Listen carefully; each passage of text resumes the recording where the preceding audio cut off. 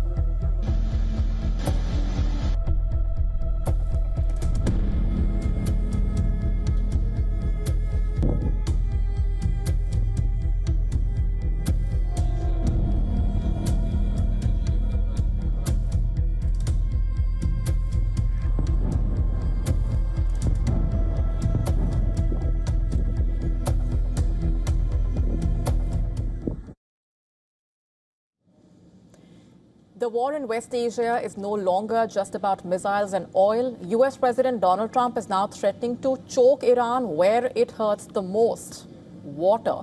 The US president, in fact, has warned that if Tehran refuses a ceasefire and fails to reopen the crucial Strait of Hormuz, American forces could blow up Iran's desalination plants, the very systems that supply drinking water across the country.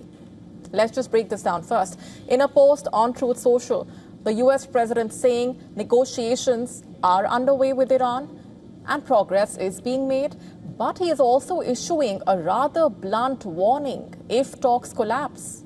In Trump's words, Washington is ready to completely obliterate Iran's critical infrastructure. That also includes electric power plants, oil wells, Karg Island, assets Trump claims the US has so far deliberately avoided targeting. And Trump, remember, had earlier set a deadline for Iran to reopen the Strait of Hormuz by next Monday or face direct strikes on its power grid. And Trump's latest threat coming amid the ever-escalating situation on the battlefield across West Asia.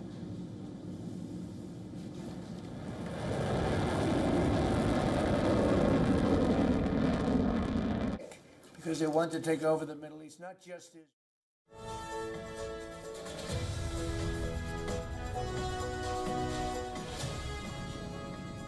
Now, on the ground, the intensity of the Iranian missile attacks has reportedly reduced, but their impact is reportedly growing more destructive.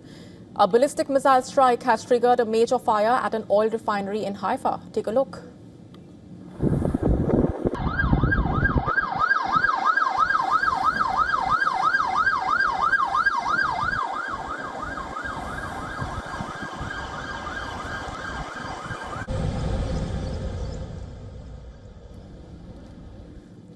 Just a day earlier, another attack caused a massive fire at a chemical facility near Beersheba. Iran has also allegedly struck a power and water desalination facility in Kuwait. The attack followed joint US-Israeli strikes that triggered widespread blackouts in Tehran, while the Israeli military says it has struck a university in Tehran linked to the Revolutionary Guards, claiming it was being used for advanced weapons research. The human cost of the war has been mounting as well on all sides. In Tehran, residents could be seen digging through the rubble after strikes hit a residential building. In neighboring Iraq, as per local government officials, a rocket attack targeted an Iraqi airbase west of Baghdad airport and destroyed a military aircraft. The Martyr Muhammad Allah Air Base was targeted by 122 Grad missiles, and actually one of our planes, which is an Antoniov 132, was hit badly and destroyed. This is a condemned and reprehensible act. We have started an investigation to follow and chase whoever carried out this act. Meanwhile, in Turkey, the country's defense ministry said NATO forces had intercepted a new missile fired from Iran, the fourth since the start of the West Asia war. The economic shockwaves from the war, especially its impact on global energy markets, continuing as well, with the crude oil prices looming around $116 a barrel. G7 ministers held an emergency virtual meeting where they basically pledged to undertake necessary measures to stabilize the global energy market. Meanwhile, Iran has reiterated that it does not have any nuclear weapons ambitions and has now said that its membership in the Nuclear Non-Proliferation Treaty is under review in the parliament.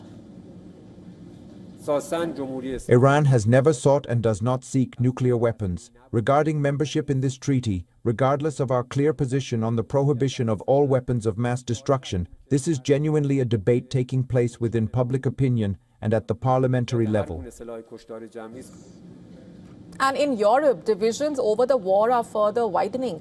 Spain has now shut its airspace to US planes involved in the Iran war. It has already denied the use of joint military bases to America, remember, with the Spanish Prime Minister calling the war in West Asia illegal, reckless, and unjust. Back in Israel, the fallout of the war continues.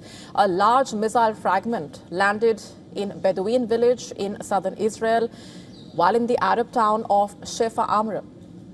Shrapnel from an alleged Iranian strike damaged homes, adding to the civilian fears on the ground. Now, diplomatically, the gap also remains wide. Iran saying it has received that 15-point ceasefire proposal from the United States, but calls it loaded with excessive demands. With threats now extending to water infrastructure, the stakes in the war have never been higher. To stay up to speed with the latest news, download the WION app and subscribe to our YouTube channel.